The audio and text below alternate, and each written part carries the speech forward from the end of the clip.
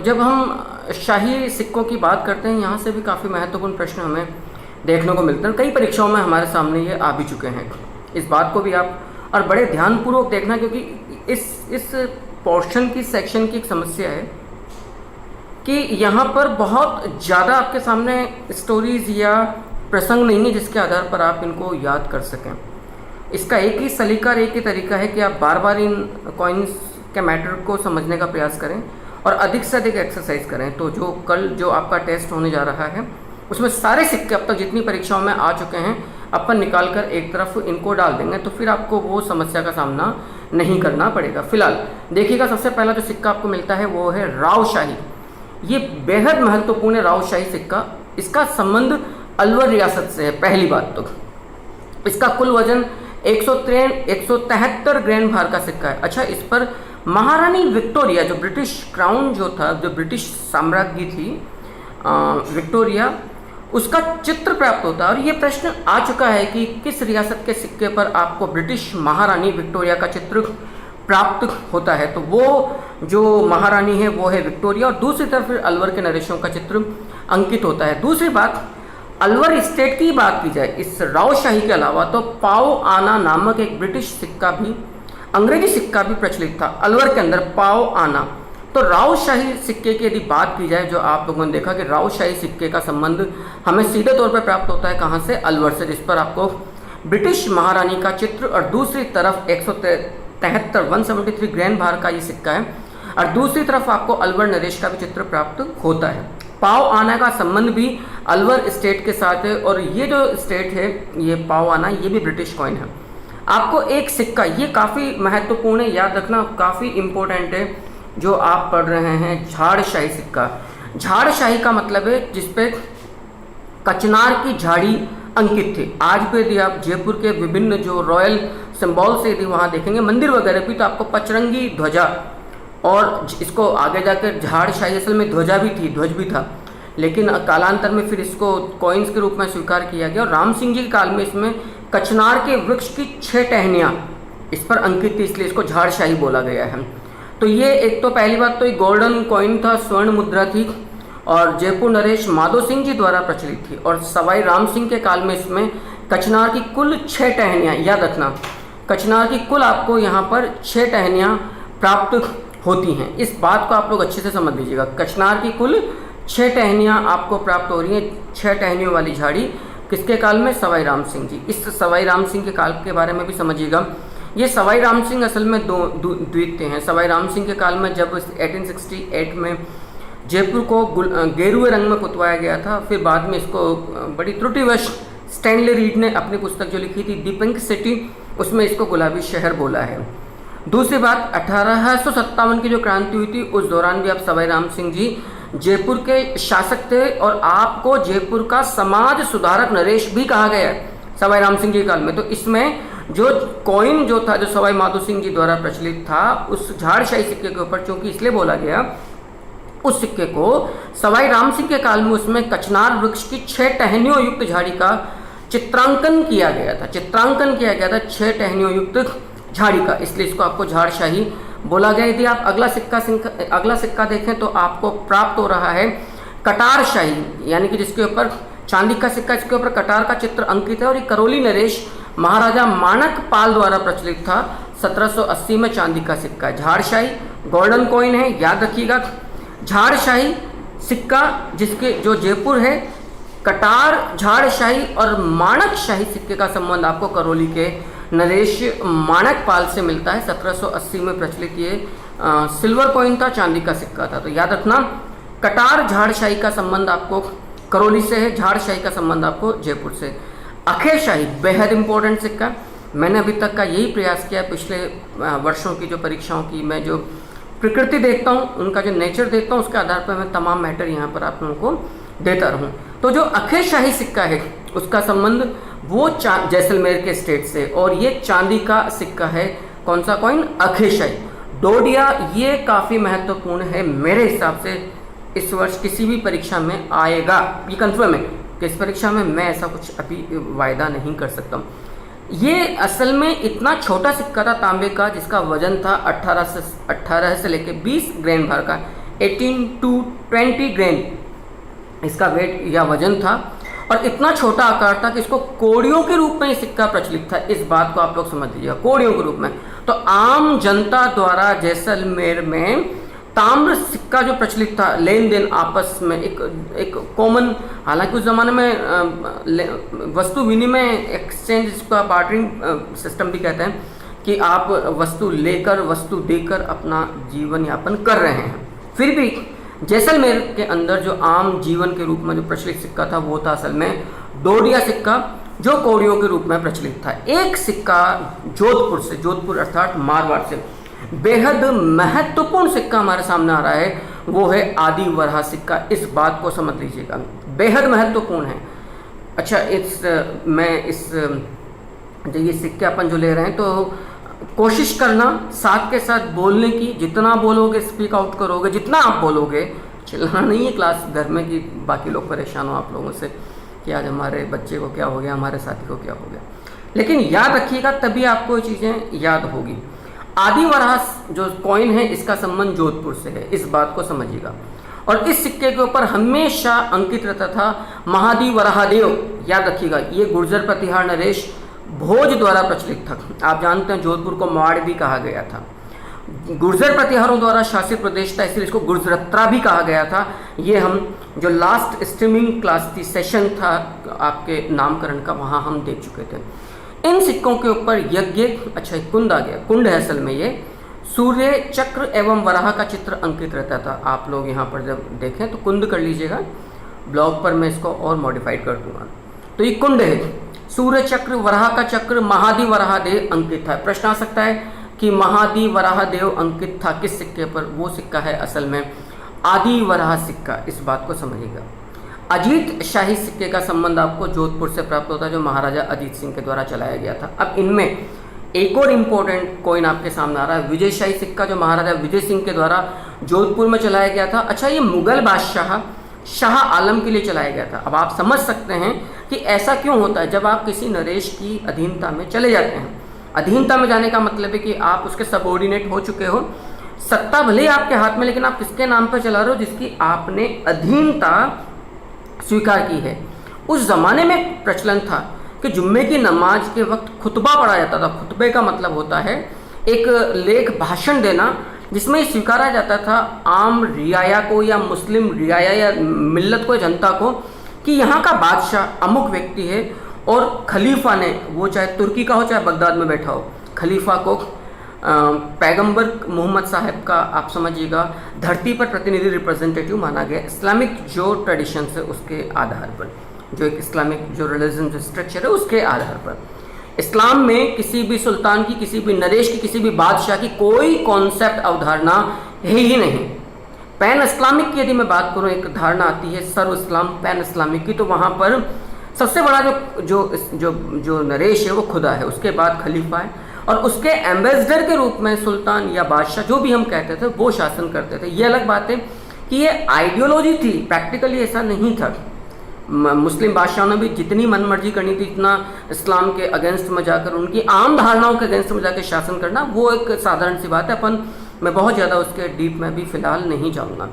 तो विजय शाही जो सिक्का है वो जोधपुर नरेश विजय सिंह जी के द्वारा प्रचलित था और मुगल बादशाह शाह आलम के नाम से प्रचलित था। ये रजत और ताम्र दोनों प्रकार के सिक्के रहे हैं, और इसके एक तरफ अंकित था सिक्का मुबारक गाजी शाह आलम, याद रखिएगा। दूसरी तरफ लिखा हुआ था मेमनत मानूस जर्ब मंसूर जोधपुर।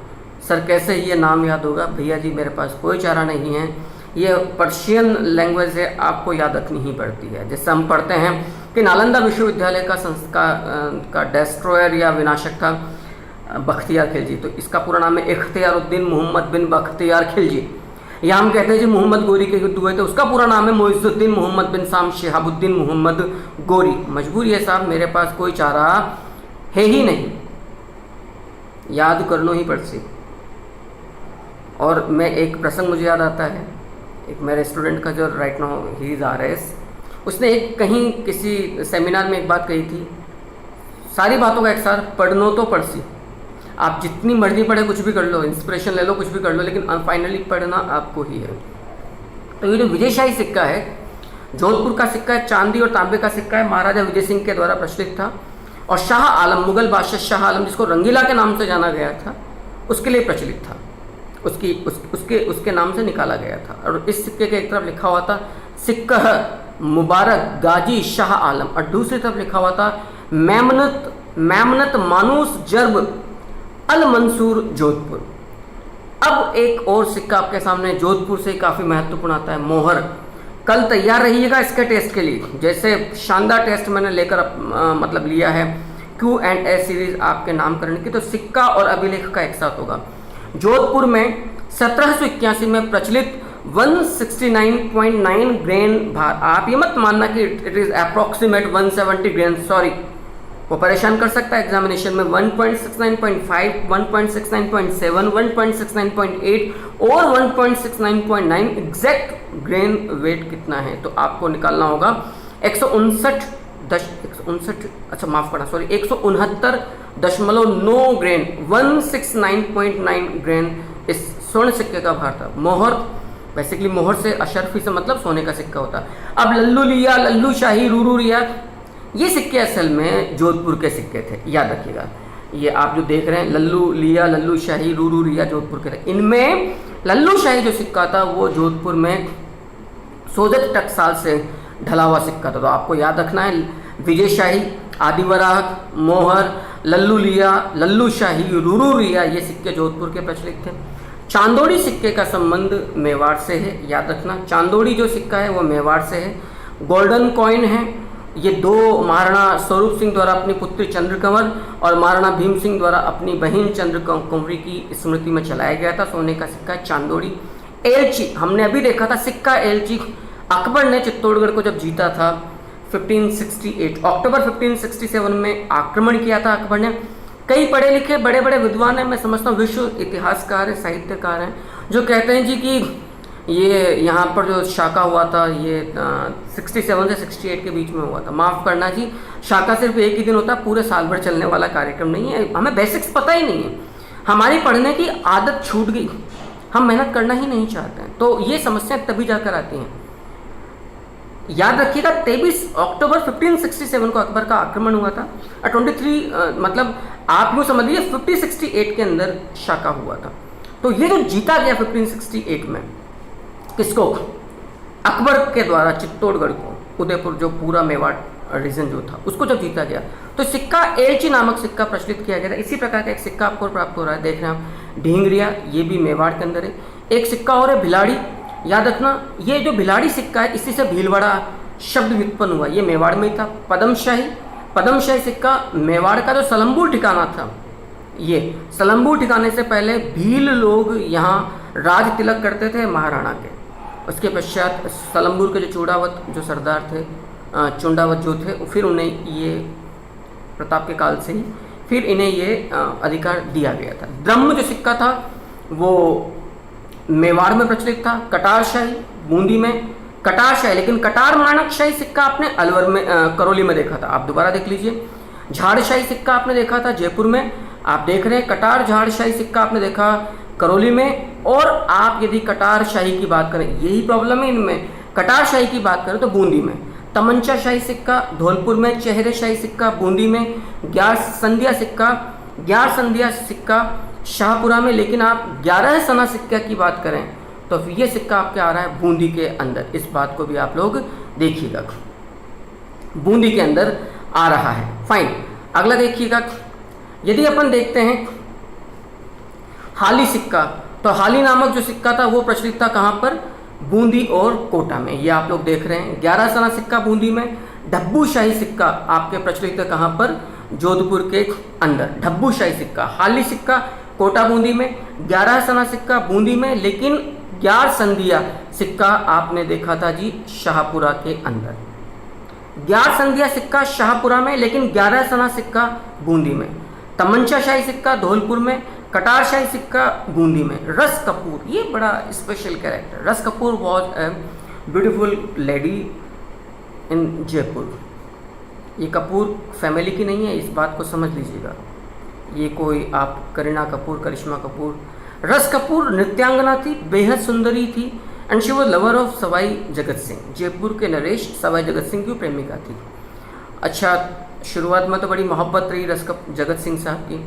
बाद में एक बड़ा रोचक प्रसंग इस धरती पर, राजपूतानी की धरती पर संग्राम लड़ा गया था। एक कन्या थी 13-14 वर्ष की, कृष्णा कुमारी, मेवाड़ से। उसको लेकर जयपुर नरेश, यही सवाई जगत सिंह साहब और जोधपुर के मान सिंह साहब के बीच में गंगोली युद्ध लड़ा गया था 13 मार्च। गंगोली युद्ध 13 मार्च 1807 को। तो ये सवाई जगत सिंह साहब वही हैं। अच्छा, ये प्यार में इतने डूबे, इनको जयपुर का बदनाम शासक भी कहा जाता है, इस बात को भी याद रखिएगा। जयपुर का बदनाम शासक कहा गया किसको? रस कपूर के प्रेमी जयपुर नरेश सवाई जगत सिंह साहब को। और समाज सुधारक नरेश किसको कहा गया था? सवाई जगत सिंह के बाद में जो आए थे, जो अभी आपने हाल ही में देखा, झाड़ शाही सिक्के के संदर्भ में सवाई राम सिंह, जिन्होंने कचनार की 6 टहनियों वाली झाड़ी को उस ध्वजा सिक्कों पर लगाया था, तब वो झाड़ शाही कहलाया। तो बाद में इन्होंने रस कपूर नामक सोने के सिक्के जा चलाए अपनी प्रेमिका सवाई जगत सिंह के द्वारा। अपनी लवर रस कपूर नामक स्त्री के प्यार में जयपुर रियासत के अंदर स्वर्ण सिक्के चलाए गए थे रस कपूर नाम के। डब्बू शाही सिक्का जोधपुर, आपने देखा था लल्लू शाही, लल्लू लिया, रूरू रिया, मोहर, विजय शाही, अजीत शाही और आदिवारा सिक्का, सब जोधपुर मारवाड़ से संबंधित है। हाल ही आप अब देख रहे हैं कोटा बूंदी, 11 सना आप लोग देख रहे हैं बूंदी। अच्छा, अब काफ़ी इंपॉर्टेंट बात इस चैप्टर से संबंधित लास्ट, इसके बाद मैं अगला चैप्टर लूँगा। वक्त है मेरे पास अभी। एपिग्राफी या आप जिसको कहते हैं अभिलेखों का अध्ययन। लक्ष्मण शाही जो सिक्का है वो बांसवाड़ा से प्रचलित है। जिस प्रकार से अपने विजय शाही सिक्के में देखा था कि जोधपुर नरेश विजय सिंह ने शाह आलम के लिए प्रचलित किया था, इसी प्रकार से प्रतापगढ़ के महारावल सालिम सिंह जी के द्वारा, प्रतापगढ़ के महारावल सालिम सिंह जी के द्वारा 1784 ईस्वी में 1784 के अंदर मुगल बादशाह शाह आलम के नाम पर एक सिक्का प्रचलित किया गया था, जिसके ऊपर लेख था।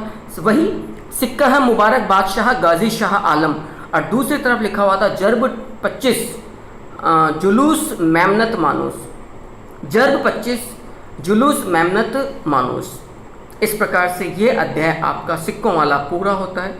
मेरा पूरा प्रयास है कि मैं एक बहुत ज़्यादा स्पीड नहीं रहते हुए, जहाँ आप समझ सकें उस एक नॉर्मल स्पीड पर आपका सिलेबस को एक टाइम पीरियड में पूरा करवा दूं। और दूसरी बात, यदि आपको और डेप्थ में जाके तैयारी करनी है इन टॉपिक्स की, तो मैंने ऑफलाइन वीडियोस भी अपलोड किए हुए हैं चैनल पर। अपने नामकरण का अपलोड है, सिक्कों का अपलोड है। अच्छा, वहाँ पर तो मैंने सिक्कों के 5 एपिसोड अपलोड किए हैं, जो लाइव नहीं है, ऑफलाइन है, अपलोडेड वीडियोज़ हैं। आप लोग देखिएगा, कमेंट बॉक्स में आकर डालिएगा कि कैसे क्या लगा आपको, क्योंकि शायद आपको दोनों टीचिंग में रात दिन का अंतर नज़र आए। देखिएगा मेरे कहने पर एक बार, तो स्पेशली वो स्टूडेंट जो RS को लेकर ज़्यादा कंसर्न हैं वो देखिएगा। आप प्लेलिस्ट में जाइएगा, प्लेलिस्ट में आपको मिल जाएगा नामकरण और सिक्कों वाला एक सेक्शन फोल्डर, आप वहाँ जाकर देख लीजिएगा। थोड़ा सा मैं वक्त लूँगा, मात्र 5-7 मिनट का, इस क्लास का एंड करके, और 5-7 मिनट के अंदर मैं प्रोसेसिंग पे ले आऊँ अगली क्लास को। और ऐतिहासिक स्रोत का जो दूसरा सेक्शन है क्लास का अभिलेख, वो मैं स्टार्ट करने जा रहा हूँ। और आप जानते हो कितना महत्वपूर्ण इंस्क्रिप्शंस वाला चैप्टर। तब तक के लिए वेट करिए मात्र 5 मिनट का, मैं बहुत शॉर्ट ब्रेक में वापस आता हूँ। तब तक के लिए नमस्कार, मिलते हैं पुनः जल्दी से।